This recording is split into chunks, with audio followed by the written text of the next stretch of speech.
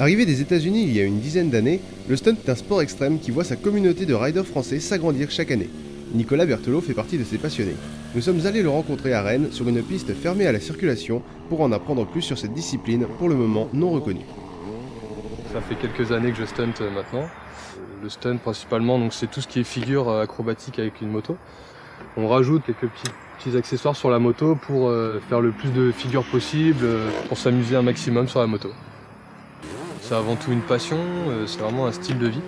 Mais après, voilà, c'est pas un sport, c'est pas reconnu.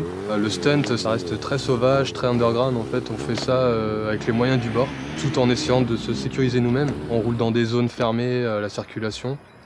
On arrive quand même à voilà, se faire virer par les forces de l'ordre et tout ça. Donc c'est vrai que le niveau français depuis quelques années pousse pas mal.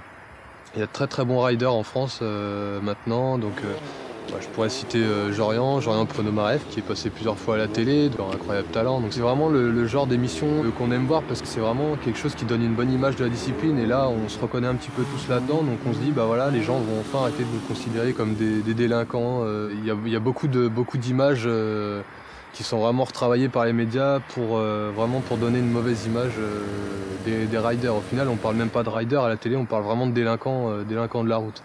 On voudrait faire en sorte que ce soit le plus légal possible, le plus reconnu possible, dans le sens où on voudrait voilà, avoir une bonne image et puis arrêter de faire passer les motards ou les riders pour des gars méchants.